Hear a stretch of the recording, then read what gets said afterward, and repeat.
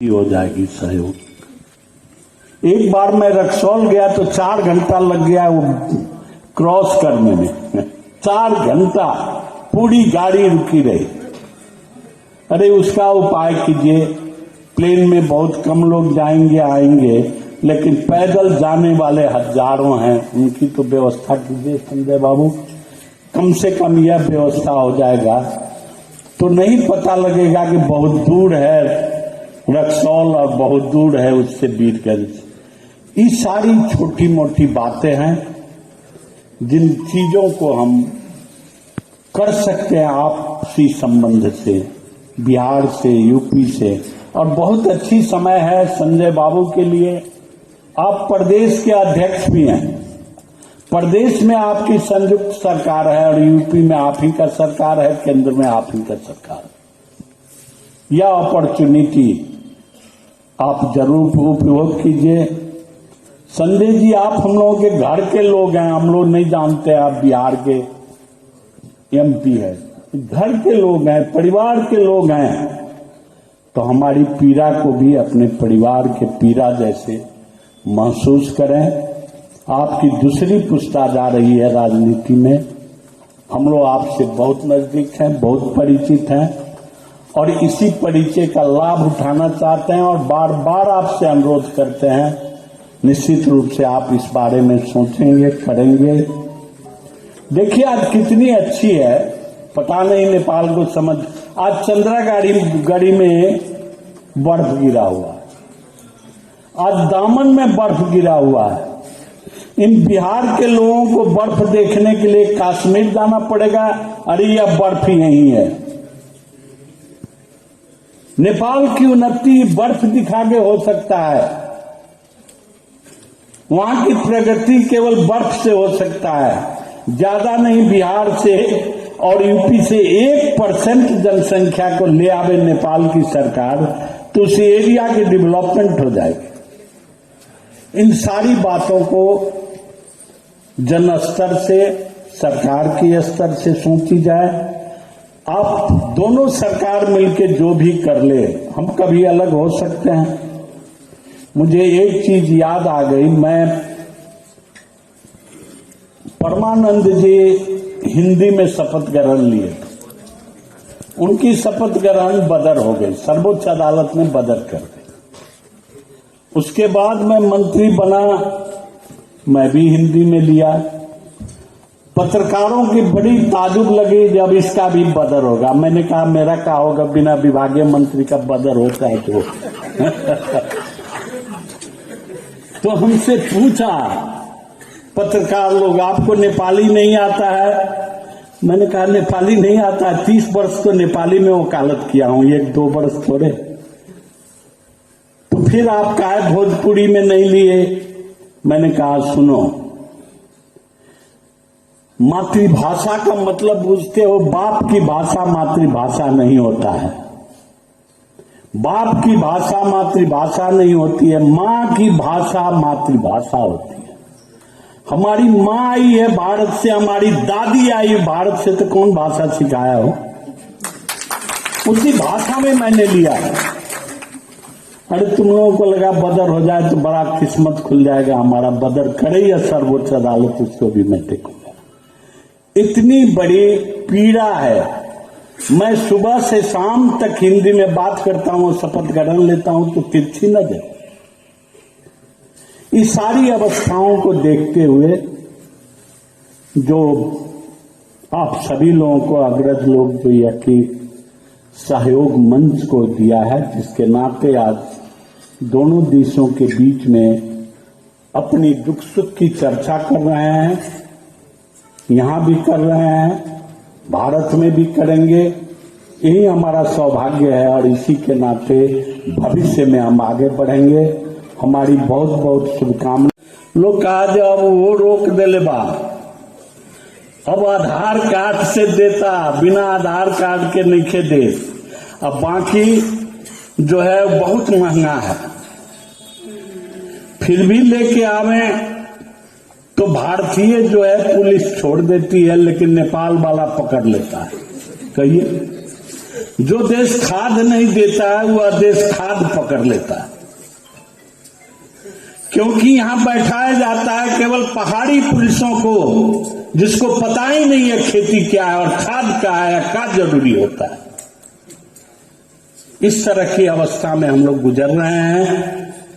कल तो 2-4 किसान रोने लगे कि बिना खाद का अभी तक धीरे धीरे पानी पटा रहे हैं, हम लोग खाद कर रहे हैं। आज तो एक ही बार भगवान पानी पटा दिए, अब सबको खाद की आवश्यकता होगा, आप कितना रोएंगे। तो हमारे मंत्री जी हैं, मैं अनुरोध करूंगा कि किसानों की पीड़ा, किसानों की बात जाने। आप खुद किसान हैं एक, और किसान की पीड़ा को जानता है। आपकी जो भी कठिनाई हो, उस कठिनाई को अपने मंत्रिपरिषद में रखें, बात करें, लेकिन ये आवश्यकता है देनी पड़ेगी, नहीं देने से लोगों को तकलीफ होगा। फ्लाइट वगैरह की बात हमारे सारे मित्रगणों ने, हमने कहा भाई ले आओ खाद, भारत में तो मिलता ही है, ले आओ। सुनना पड़ेगा और संबंध में सुधार होगा। मैं ज्यादा नहीं कुछ कहूंगा, मैं केवल अपने कृषि मंत्री जी को कहना चाहता हूं, केवल अनुरोध करना चाहता हूं, मैं कोई आलोचना करना नहीं चाहता। मैं 5 दिन से वीरगंज में हूं। आपको पता है कि मेरा क्षेत्र 40 किलोमीटर दूर है बॉर्डर पर, पूरा बॉर्डर विश्वा से लेके थोड़ी तक का बॉर्डर मेरा है। मैं कल गया, 3-4 दिन से दौड़ रहा हूं, खाद लोग कर रहा है। यह होता भी रहेगा, आगे इसके बाद समाप्त हो जाएगी, ऐसी बात नहीं है, लेकिन इसको फिर बनाते रहना चाहिए। और यह काम दोनों बॉर्डर वाले लोगों को, यह दिल्ली और काठमांडू से नहीं होगा, हम ही लोगों से होगा, जिसके प्रयास में आपने यह सहयोग मंच गठन किया है। मैं 2-3 बार गया था, इसके बैठक में भी भाग लिया, काठमांडू भी आए थे, हमारे संजय बाबू भी आए थे और माननीय एमपी लोग आए हुए थे। इस तरह के व्यस्तता होते हुए भी एक दिन का ही कार्यक्रम हो, 2 घंटे का ही कार्यक्रम हम मिले, एक दूसरे की बात हम कहें, एक दूसरे की बात सुने, ये सहजता हो जाएगी। निश्चित रूप से कोई अपना तलब देने वाला नहीं हूं, लेकिन तुम्हारी बात मैं मान जाऊंगा। तार कांटी लगाने से पहले यहाँ बीजन और खाद की व्यवस्था करो, उसके बाद में तू तार कांटी लगाएगा। तो इतनी यह सारी समस्याएं हैं। मैं संजय बाबू से निवेदन करूंगा, मैं हमेशा कहता हूं, जो भी मुझे मिलते हैं, जो भी भारत के राजनीतिज्ञ लोग, अरे एक पत्रकार 17 बार जाता है चाइना और घूम के जहां जहां उसकी अच्छी जगह है दिखाता है।